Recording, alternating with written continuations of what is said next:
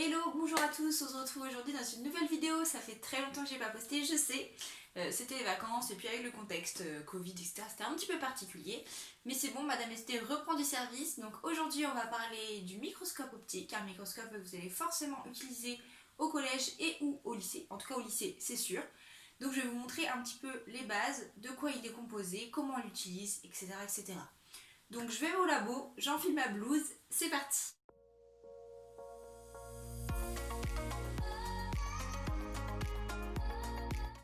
Bien, donc nous voilà au laboratoire. Nous allons utiliser un microscope optique. Je vais vous montrer comment on fait.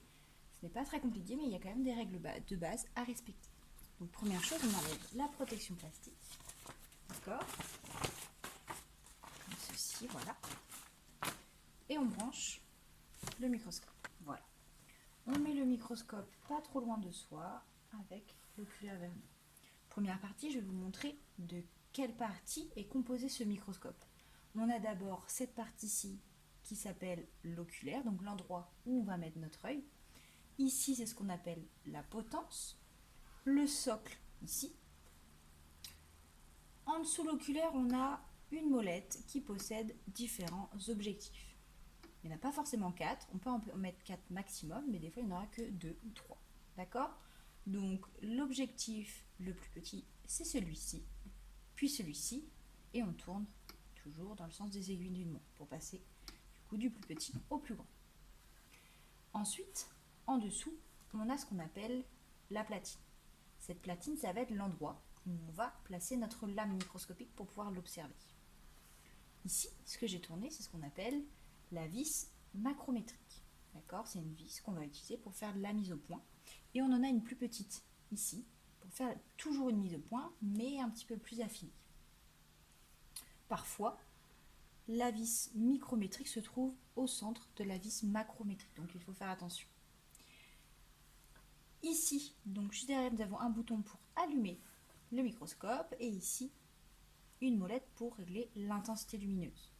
Si votre qualité lumineuse n'est pas correcte, vous avez également le diaphragme, d'accord, qui est une petite languette qui se trouve en dessous, que vous pouvez bouger pour pouvoir bien observer.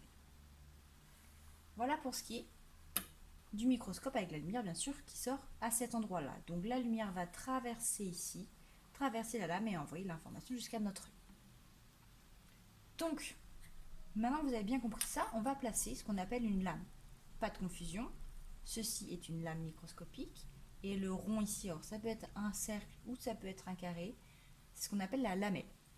On place donc la lame ici, on la cale bien dans l'angle, et grâce à la molette qui se trouve ici, nous pouvons faire bouger la lame. Donc on fait bien bouger la lame jusqu'à ce que l'endroit intéressant à regarder soit au-dessus du point lumineux. Quand c'est OK, que le microscope est bien en face de vous, on allume. Quand on allume, c'est donc la lumière qui se met en route. On peut pouvoir régler l'intensité ensuite. Ce qu'on va faire d'abord, toujours très important, on va faire la mise au point à l'objectif rouge. Donc on regarde dans le microscope et on tourne la vis macrométrique, la grosse vis, pour essayer d'avoir une mise au point correcte. Avec la molette, une fois que c'est fait, on peut se promener dans la lame, hop, pour essayer de trouver une zone intéressante à regarder. À partir du moment où on est sur l'objectif jaune ou plus, on utilise la petite vis ici qui est la vis micrométrique du coup pour affiner. Normalement, on a besoin juste de quelques tours de molette pour avoir quelque chose de net. D'accord? Si on a besoin de passer à plus, idem, on utilise seulement cette petite vis et on fait très attention à ne pas montrer trop la platine, sinon l'objectif et la lame vont s'écraser et ça va abîmer l'objectif. Ou la lame, et les deux d'ailleurs. D'accord? Voilà pour ce qui est de l'utilisation du microscope. Voilà comment on utilise un microscope, ce n'est pas très compliqué, c'est vraiment le microscope optique, c'est le microscope de base qu'on utilise beaucoup au lycée et au collège en SVT.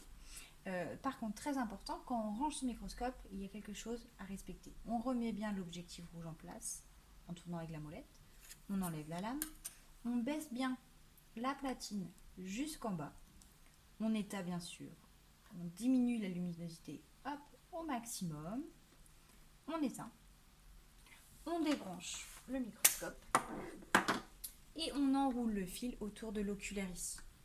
Voilà, si jamais on le fait autour de la potence, on risque d'abîmer les objectifs.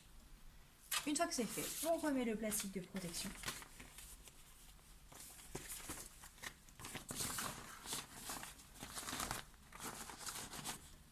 Et le tour est joué.